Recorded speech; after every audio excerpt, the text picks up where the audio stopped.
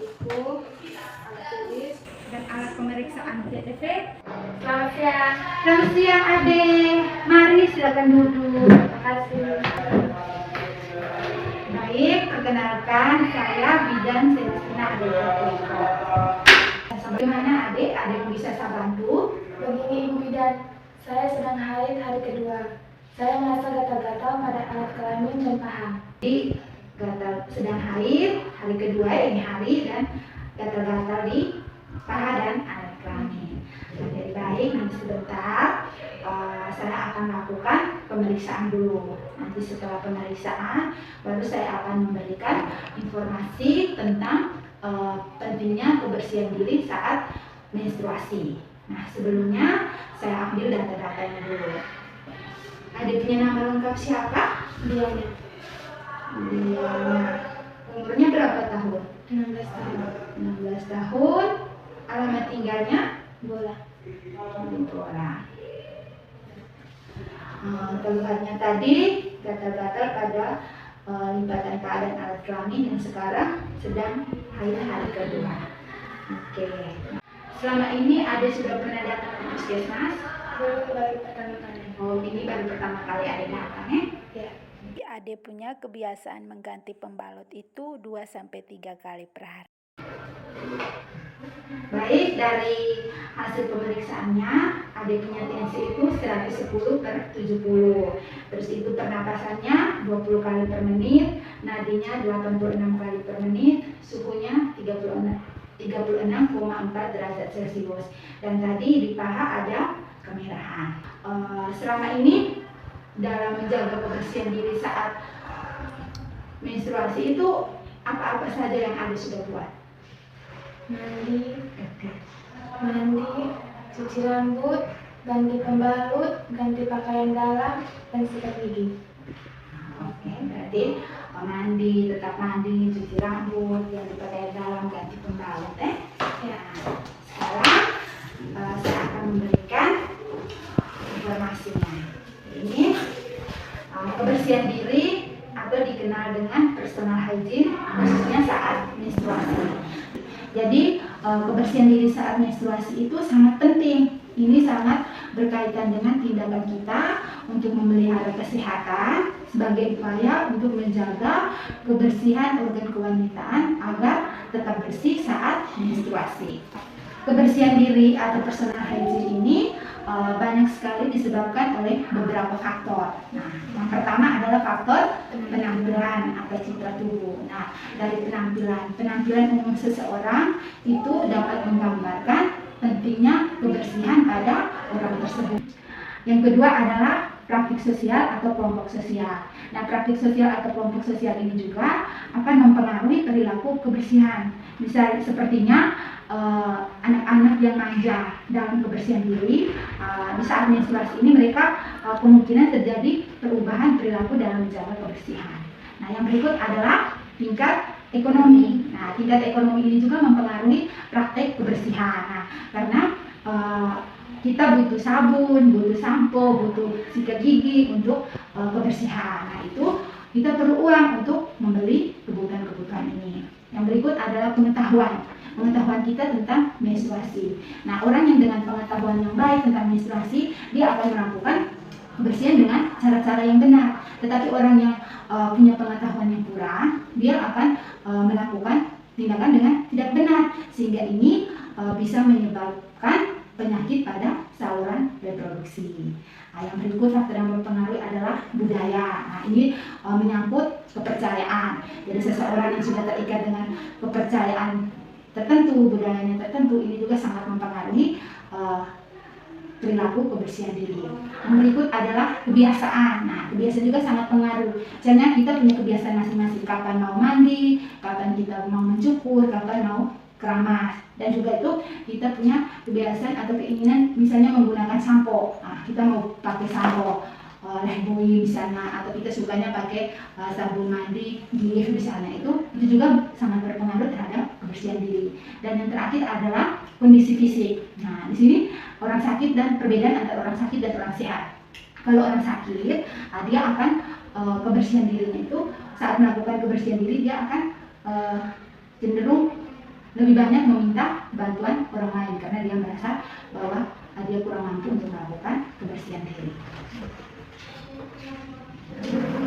Yang berikut adalah hal-hal yang perlu diperhatikan dalam personal hygiene saat menstruasi. Yang pertama adalah perawatan kulit dan wajah. Nah, kulit dan wajah ini sangat penting karena wajah ini sangat sensitif, apalagi terhadap remaja seperti adik-adik mereka, karena ini dia akan menyebabkan jerawat.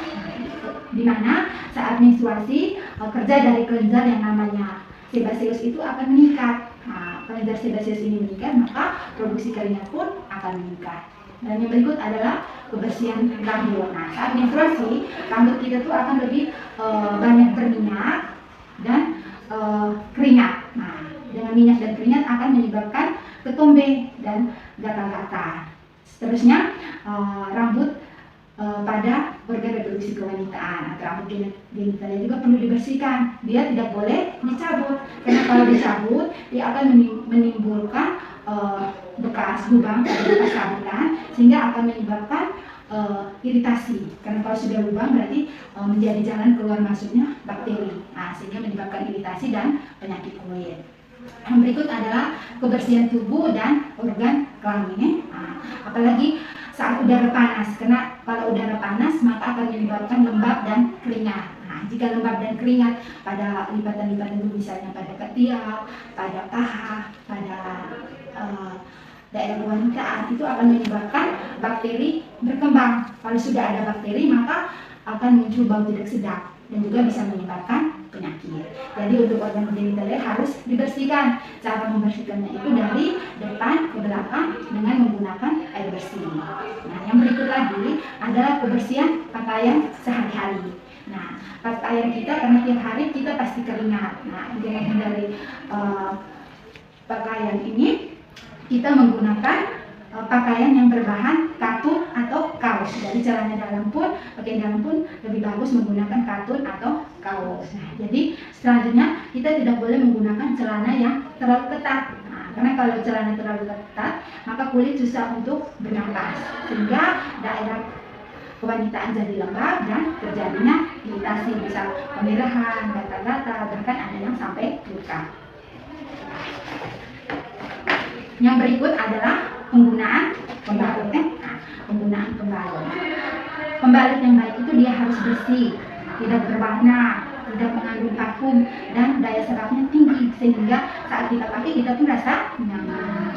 Terus jika pembalut kalau sudah ada darah harus segera diganti, karena kalau sudah ada buntelan darah itu akan menjadi tempat perkembangan jamur atau bakteri.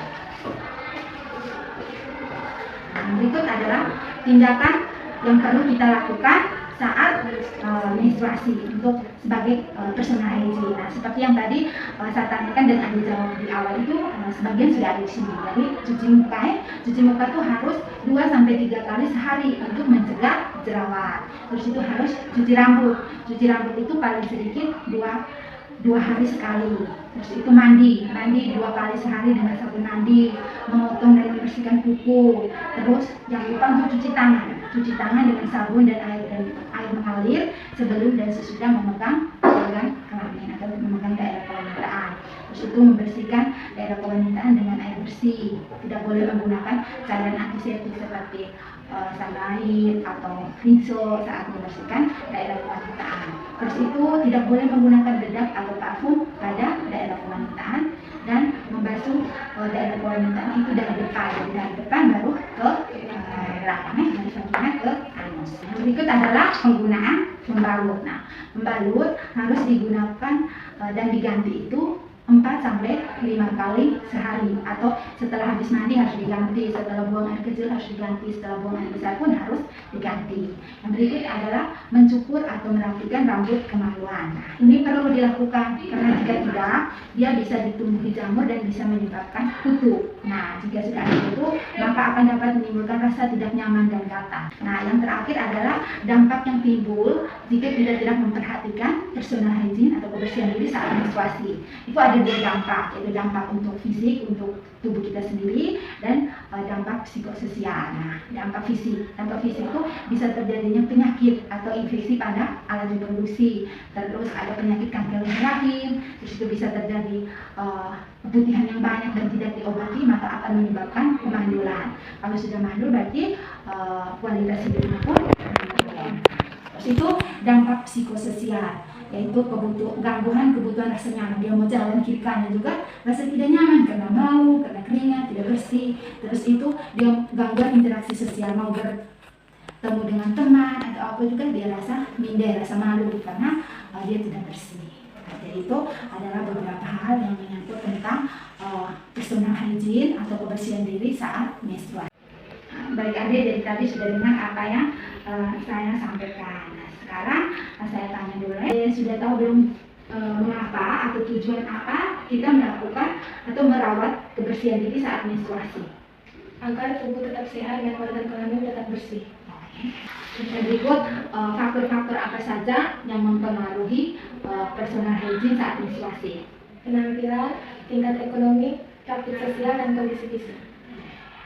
Budaya, tingkat ekonomi, terus kebiasaan. Terus itu hal-hal apa saja yang perlu kita perhatikan dalam menjaga kebersihan diri saat menstruasi? Dan kulit dan wajah, penggunaan pembalut, penggunaan pakaian dalam, cuci rambut. Jadi bahan yang perlu kita perhatikan tuh yang pertama adalah perawatan kulit dan wajah. Terus itu mencuci rambut, penggunaan pembalut, terus itu kebersihan tubuh dan organ kelamin atau daerah wanita itu sangat penting, tidak boleh lupa. Nah, terus yang berikut apa yang perlu tindakan apa yang kita lakukan dalam menjaga kebersihan diri saat menstruasi? cuci muka, cuci tangan, membersihkan organ reproduksi dari depan ke belakang, sikat gigi, cuci rambut, dan ganti pakaian dalam. Terus yang berikut apa yang terjadi atau apa dampaknya jika kita tidak melakukan kebersihan saat menstruasi? Akan menyebabkan infeksi, keputihan, kanker leher rahim, terus dia akan minder bergaul dengan teman. Ada yang ditanyakan? Ibu Bidan, terima kasih banyak. Saya pamit pulang. Oke, Ade, sama-sama.